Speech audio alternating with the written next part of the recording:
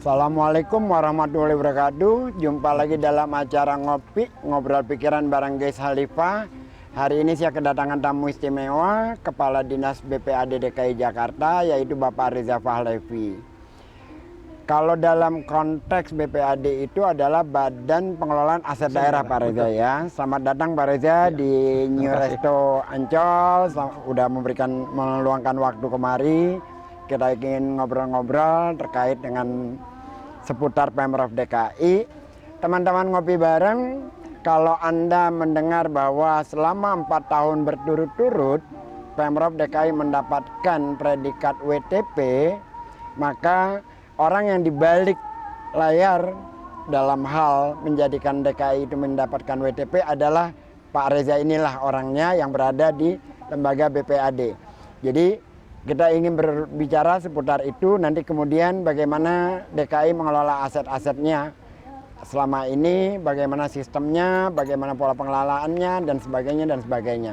Pak Reza, yang pertama saya mengucapkan apresiasi dengan kemampuan DKI mendapatkan WTP dari BPK. Sebenarnya apa yang dilakukan oleh DKI belakangan ini hingga 4 tahun berturut-turut mendapatkan WTP, Pak Reza? Ya. Baik, terima kasih Pak Ges. Sederhana yang kita lakukan sebenarnya, yang dimana selama ini pencatatan kita secara manual, hari ini kita robah menjadi pencatatan secara elektronik. Pencatatan secara elektronik. Artinya kita sudah bermain dengan database.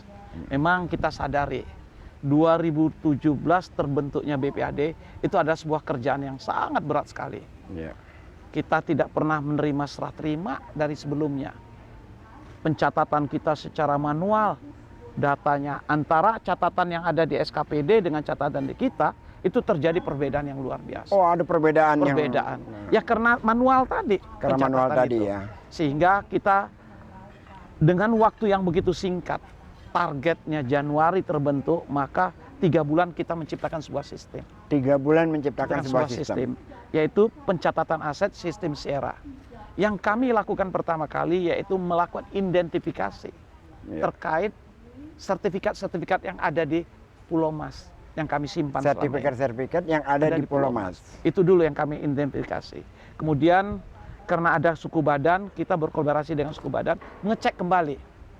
Memang alhamdulillah bagaimanapun juga target yang diberikan oleh Pak Gubernur itu 2017 adalah WTP. Karena Target WTP terakhir kita WTP. itu 2012 Pak Ges. Oh, WTP terakhir kita 2012. Jadi selama 5 tahun tidak pernah WTP. Tidak pernah WTP kita. Kita gagal selalu. Persoalannya lagi-lagi aset yang menjadi penyumbang permasalahan. Jadi penyumbang masalahnya. Sehingga 2017 itu langkah awal kami. Kami yakinkan dengan BPK bagaimana hari ini aset membenahkan diri. Tentunya harapan itu tidak bisa langsung jadi sempurna apa yang diharapkan. Ya. Tetapi BPK melihat itikat baik kami, usaha kami untuk menciptakan sebuah sistem dengan sebuah elektronik yang dinamakan SIERA. SIERA itu apa? Sistem Informasi Aset Daerah. Sistem Informasi Aset Daerah. Teman-teman ngopi bareng, Pak Reza ini yang ditugasi untuk mengelola BPAD, dan sekarang di DKI Jakarta udah ada sistem elektronik namanya SIERA. Ya. Jadi semua benar-benar mengalami digitalisasi. Betul. Bukan hanya Jaklingko yang ada aplikasinya, juga Jaki juga luar biasa gitu. Jadi di semua lini sekarang mengalami digitalisasi. Semua lini kita di aset ini sudah mengalami digitalisasi. Inilah yang kita juga apresiasi kepada SKPD, para kepala SKPD yang begitu antusias. Arahan Pak Gubernur, begitu Pak Gubernur lantik, adalah target Pak Gubernur bagaimana ini WTP. Ini sebenarnya sesuatu yang berat bagi kami. Kenapa bagi kami berat? Kami baru memulai, tapi dipaksa oleh Pak Gubernur harus WTP. Nah, ini jadi kan baru memulai sudah harus langsung WTP. Itu yang membuat kami kocar-kacir. Tetapi ya semangat kebersamaan tadi di bawah kepemimpinan Pak Gubernur, bahwa tujuan kita utama yaitu bagaimana menata aset yang lebih baik lagi. Nah, sehingga berkolaborasi dengan seluruh pengurus barang yang ada di SKPD, yaitu melakukan penginputan. Jadi diulang lagi input dari awal seluruh. Dari awal semuanya. Dari awal yang ada di KIP itu, semua terjadi pencatatan. Di sinilah kita baru bisa melihat integrasi itu seluruhnya. Kalau setelah ada sistem ini, apakah itu semua persoalan aset Pemprov sudah selesai, Pak Reza? Ya, secara pencatatan secara aset BPK sudah mengakui. Sudah mengakui bahwa hari ini DKI sudah mempunyai kemajuan yang luar biasa. Tetapi persoalan aset kan bukan saja di soal pencatatan. Iya.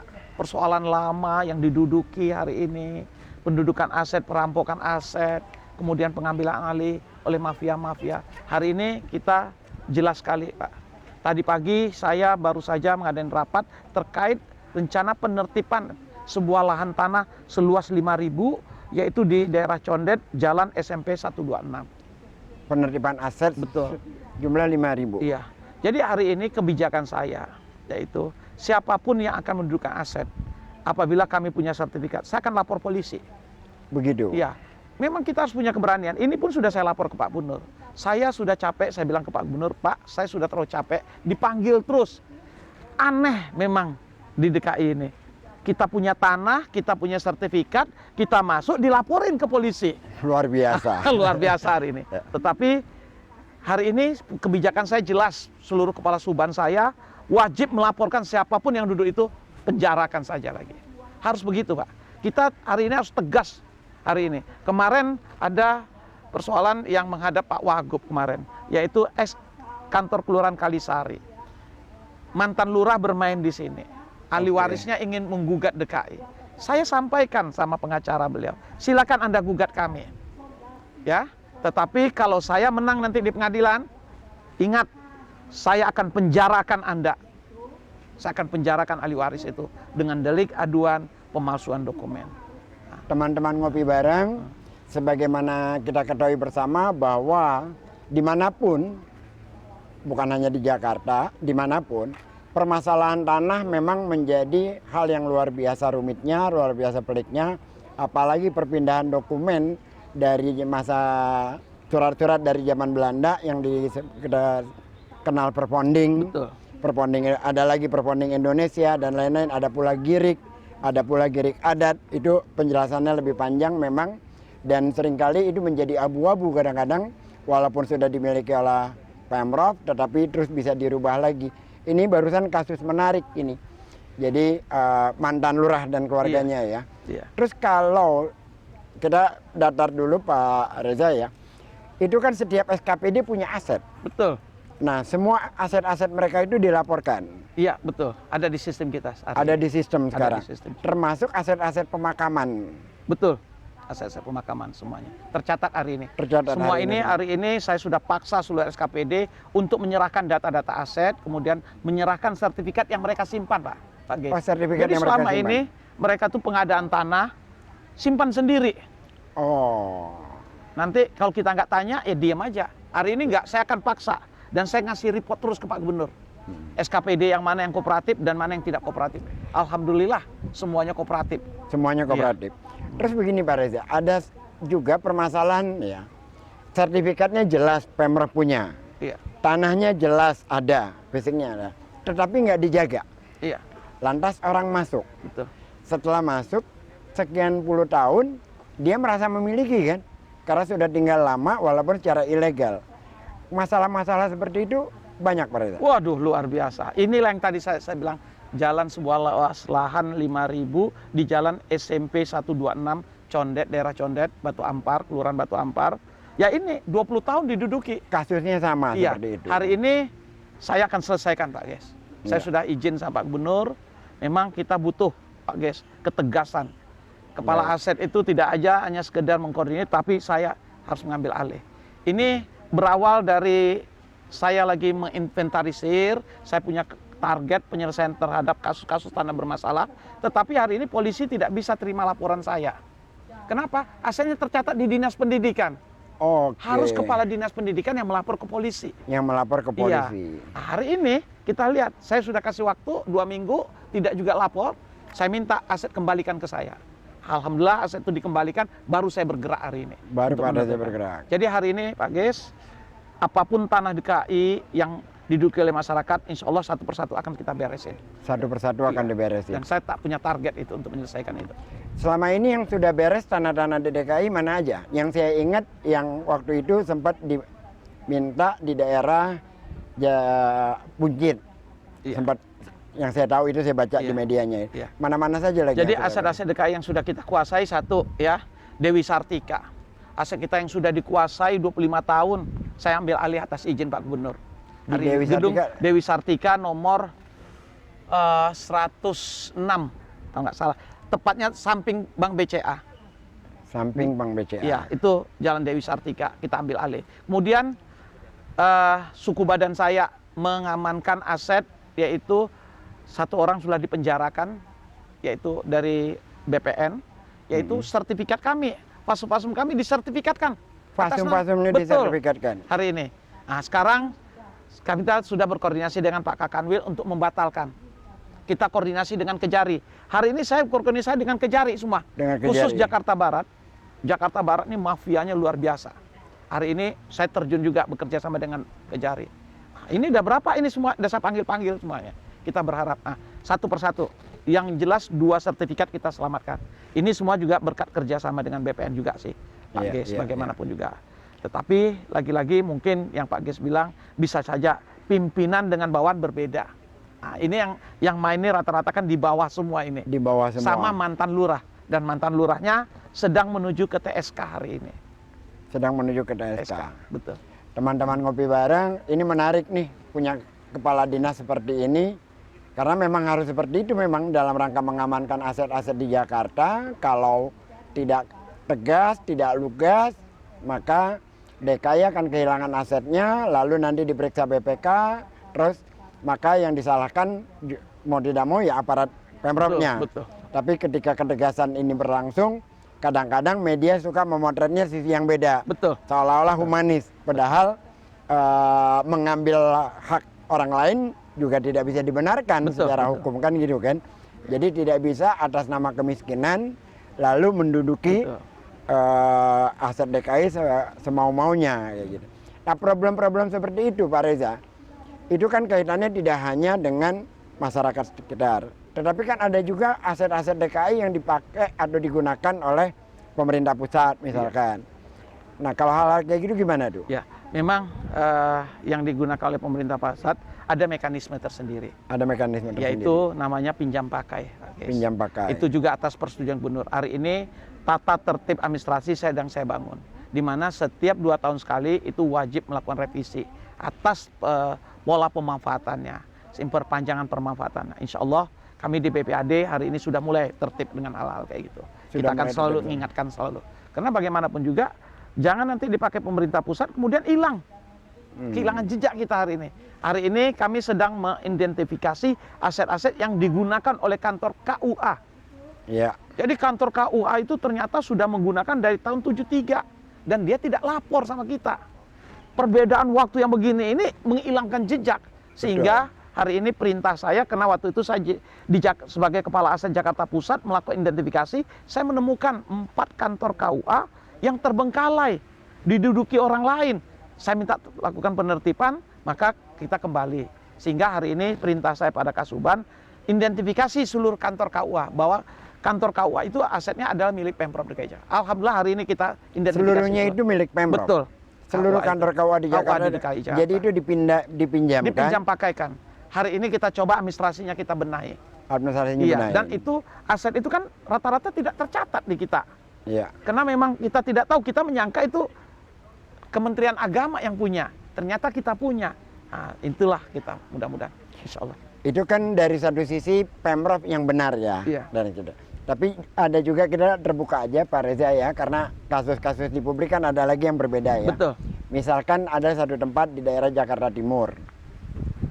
Pemprov meminjam tempat itu untuk sekolah. Iya. Yang sertifikatnya masih pemiliknya warga sekitar situ. Betul. Dan ketika diurus, Pemprov tidak menyerahkan karena sudah tercatat Di aset. sebagai milik Pemprov. Itu cara penyelesaiannya gimana Ya. itu?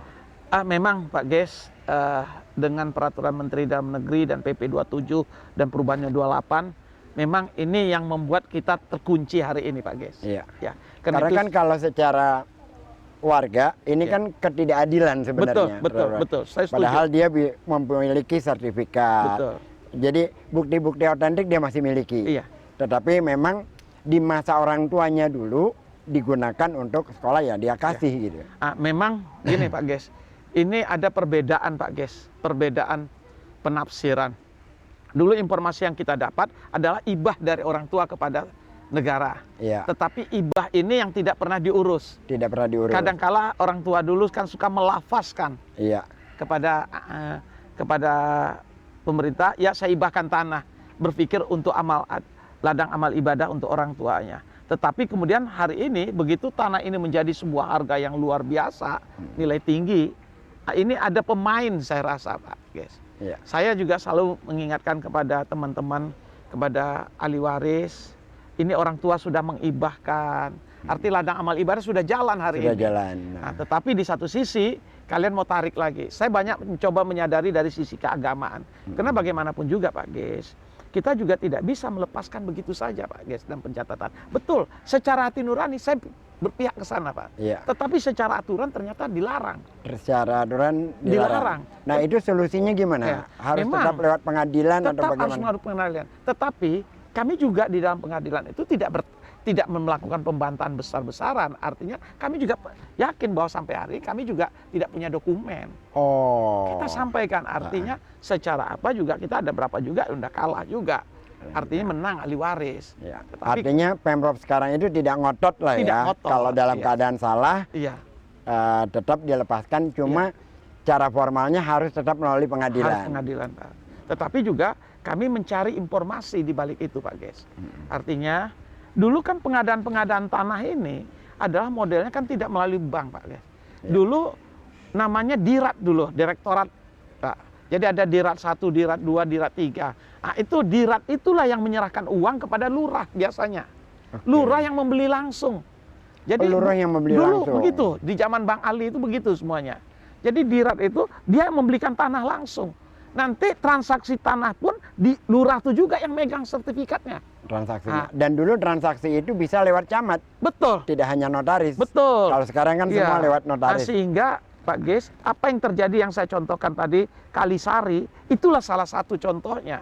Bahwa saya sadar bahwa itu APBD dan saya punya kunci kuat, yaitu saksi dari anak-anak penjualnya. Anak-anaknya menyatakan dulu ayahnya mau menjual tanah ini karena akan digunakan untuk kantor lurah.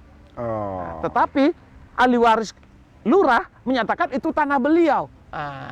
Kita sadar betul itu. Kayak gini kita coba klarifikasi dan kita tetap bertahan pada posisi.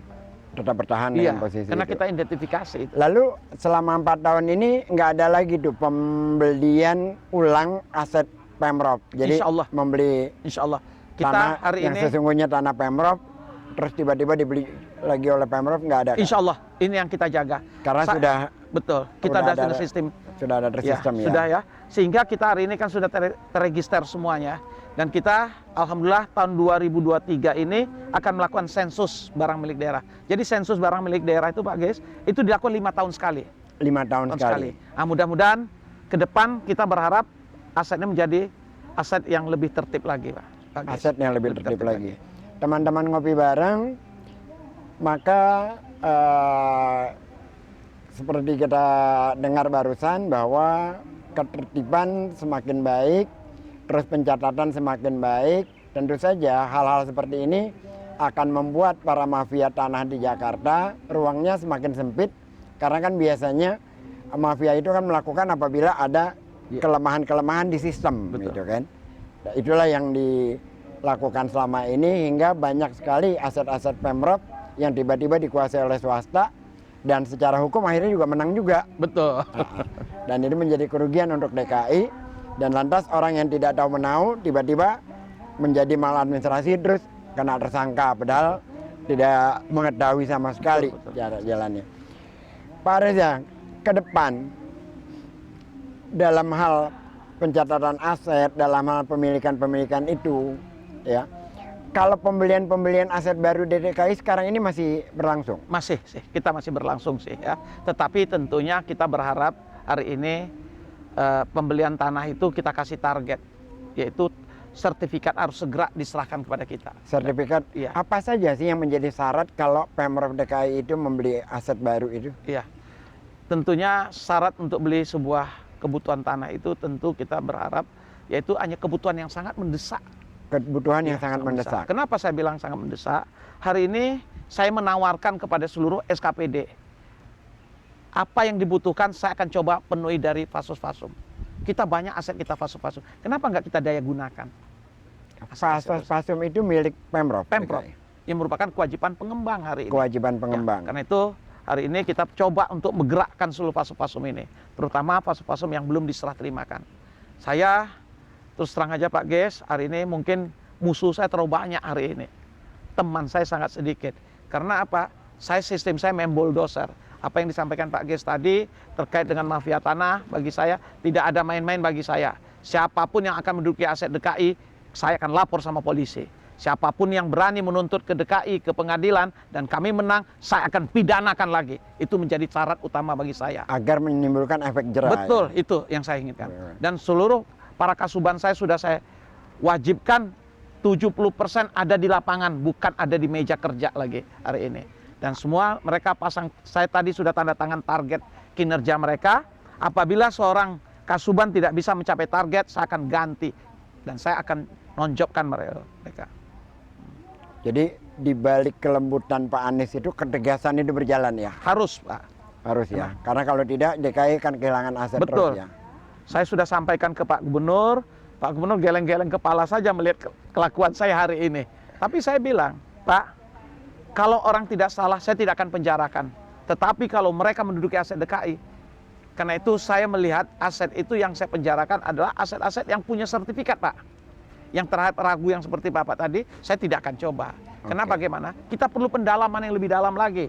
Kita juga tidak boleh menzolimi orang sembarangan.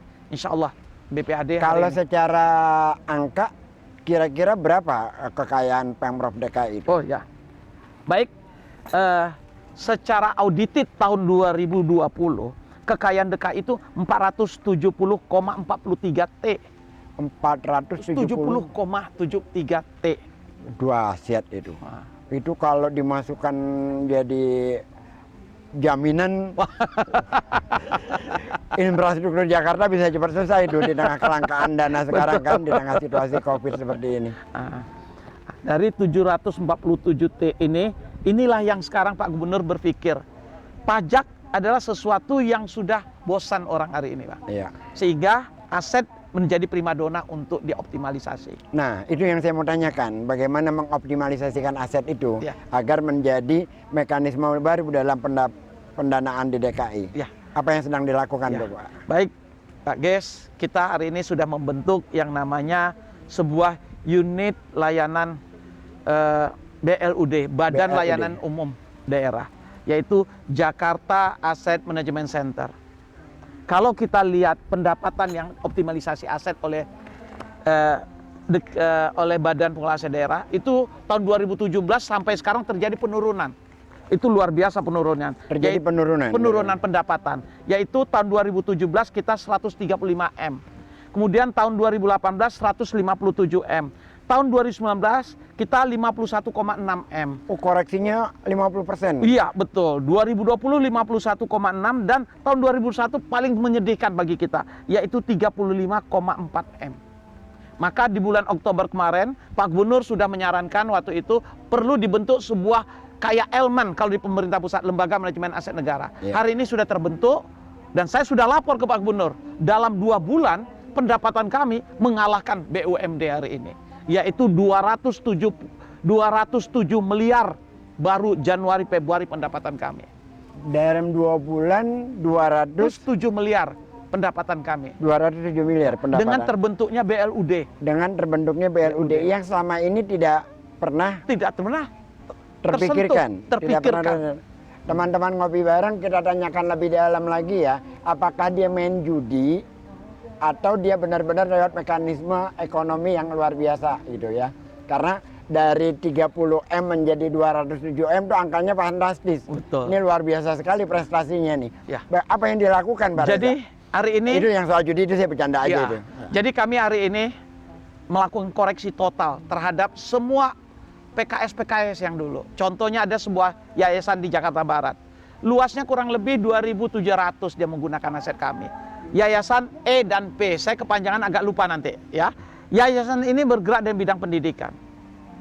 Dalam nilai kontrak 30 tahun, dia menyerahkan kontribusinya ke Pemda 128 juta. 128 juta Iya. dalam 30 tahun. Iya, bayangi, ya. Adapun keuntungan dia 5M. Keuntungannya 5M. Betul. Jadi kemarin kita paksa, bagaimana dia harus menyerahkan 800 juta masuk ke kita. Alhamdulillah, karena sekarang setiap siapapun penyewa, kita yang minta adalah audit. Auditnya. Audit, Iya. sehingga kita akan ketahuan dia berapa sih. Dan kita hari ini tidak main ketemu lagi, Bang. Kita bagaimanapun juga mencari sesuatu yang layak, yang pantas. Bahwa KJPP itu merupakan harga dasar. Tetapi kita bagaimana mencari. Tetapi juga kita tidak membunuh orang, Bang. Iya. Nah, jangan kita mensewa ingin setinggi-tingginya orang kita bunuh. Tidak, kita logik juga, Bang. Yang Tapi logik hari juga, ini ya. kita koreksi. Karena itu saya bilang bisa 207 ini luar biasa. Kita evaluasi, Bang. Terutama cold storage yang ada di di Muara Angke. Dan saya hari ini menggandeng Bank DKI, Bang. Menggandeng Bank DKI. Jadi semua PKS nanti harus melibatkan Bank DKI. Semua pelayanan transaksi yang ada di para pihak ketiga itu harus menggunakan Bank DKI. Jadi kita harus besar hari ini, Bang. Betul-betul Ya, harus artinya besar kita, bahwa membesarkan pengelolaan BUMD. aset Jakarta sekarang baik dengan ada transaksi, Ya. maka ada mekanisme bank di situ Betul. yang secara auditnya pasti dia lebih Betul, detail, betul. tidak berdasarkan persepsi. Betul. Jadi ukuran-ukurannya jelas ya. Luar biasa sekali Pak Reza. Pak Reza, ada satu hal lagi yang saya ingin tanyakan, waktunya udah tinggal dikit ya. Taman Ismail Marzuki itu kan dibangun baru Betul. oleh Pak Anies hingga dikit lagi diresmikan. Tapi sebelumnya itu cukup bermasalah karena terjadi proses yang bisa dikatakan maladministrasi lah. Betul. Karena dibongkar dulu apa dulu tanpa dia presel Betul. harganya. Terus kan kemudian kan ketika mau dibangun ulang asetnya udah kagak ada, di pencatatan ada, kan betul, banyak hal kayak betul, gitu. betul. Itu bagaimana Ya. merapikannya tuh Pak Reza? Ya, jadi kemarin memang ini sesuatu yang unik nih. Artinya kita sudah bilang kepada pengelola hari ini, siapapun SKPD-nya, bahwa hal kayak gini tidak boleh terjadi lagi. Tidak boleh terjadi Ya, lagi. ini kan sesuatu yang disorot oleh BPK kemarin ini. Sehingga kita merapikannya kemarin, kita masukkan ke dalam majelis penetapan status aset, Bang. Majelis penetapan status aset. Sehingga di majelis itu dibeberkan aset yang hilang, aset yang masih ada. Majelis itu seperti sebuah persidangan yang diketuai oleh Pak Sekda. Dengan Oh, jadi seperti sidang beneran. betul, sidang benaran itu. Diketuai oleh Pak Sekda. Betul. Itu adalah meneliti adalah aset-aset DKI yang hilang. Yang tidak tahu di catatan ada, barangnya tidak ada. Barangnya Pak tidak Yes. ada. Nah, ini yang diapresiasi oleh BPK hari ini, bahwa kita berani mengambil keputusan dan mekanisme yang kita bangun adalah mekanisme persidangan hari ini. Mekanisme persidangan. Jadi legal formilnya Betul. berjalan. Betul, itu. Teman-teman ngopi bareng, saya appreciate dengan teman-teman ini karena mengelola aset itu kalau fisiknya aja mungkin agak mudah ya. Tapi mengelola secara administrasinya nggak mudah, apalagi dengan aset yang bertebaran di mana-mana. Lalu dalam 5 tahun Jakarta tidak mendapatkan WTP karena permasalahan administrasinya. Lalu dalam 3 bulan kemudian di 2017 kan nggak lama kan, Bu? Betul. Langsung dapat WTP. Terus di tengah krisis tiba-tiba di antara penurunan terus bisa meningkatkan pendapatan gitu kan. Ini 2022 ini adalah tahun terakhir dari Pak Anies menjadi Betul, Pak Gubernur DKI. Betul. Kira-kira akan dapat WTP lagi nggak? Insya Allah. Insya Karena Allah. insya Allah aset kami sudah tertib. Sudah tertib. Sudah tertib. Insya Allah. Jadi 5 tahun berturut-turut insya Allah kita Ya, akan mendapatkan WTP Kami kembali. ingin pegang pesan dari Pak Gubernur. WTP bukan lagi kejaran utama, tapi WTP ini merupakan budaya kerja kami. Mudah-mudahan ini menjadi budaya kami untuk selalu mendapatkan WTP. Keren. Jadi WTP itu bukan dikerjakan hanya semata-mata untuk mendapatkan ya. Betul. Tapi menjadi budaya. Berarti menjadi budaya kan rapi administrasi, Betul. rapi Iya. di dalam pengelolaan, rapi dalam berbagai hal semacam itu. Betul, Pak. Terima kasih banyak Pak Reza atas kehadirannya di Ngopi, Ngobrol Pikiran bareng Ges Khalifah. Saya kira ini harus ada lagi pertemuan berikutnya, karena ada banyak hal yang saya mau tanyakan yang agak resisten sebenarnya, tapi karena waktu kita sudah habis, nanti kita ada pertemuan-pertemuan selanjutnya. Teman-teman ngopi bareng, barusan kita bicara dengan Bapak Reza Pahlevi, orangnya luar biasa lugas dan memang harus seperti itulah dalam mengelola aset, karena kalau tidak seperti itu memang menjadi bancakan dari orang-orang yang punya kepentingan tapi tidak bertanggung jawab terhadap pengelolaan yang selama ini seringkali merugikan dari pemerintah daerah, dan kalau merugikan pemerintah daerah berarti merugikan kita juga sebagai warga karena pajaknya jadi tidak didapatkan. Betul. Kan untuk APBD. Terima kasih banyak Pak Reza atas kehadirannya. Jumpa lagi di yang akan datang, kita mungkin akan bikin sesi berikutnya. Teman-teman ngopi bareng, insya Allah Jakarta akan mendapatkan WTP kembali, dan Amin, kalau itu amin. mendapatkan WTP kembali itu yang kelima, dan sudah 4 tahun berturut-turut Jakarta mendapatkan WTP. Kita apresiasi kepada Bapak Reza Pahlevi yang sudah melaksanakan tugasnya dengan baik, dan insya Allah ke depan akan jauh lebih baik lagi. Dan selanjutnya ada merekandes dari Bapak Budi Santoso untuk Pak Reza dari Siwot apa dari Aduh. Dupan? Dari Dupan, kenang-kenangan. Oke, jumpa lagi. Assalamualaikum warahmatullahi wabarakatuh.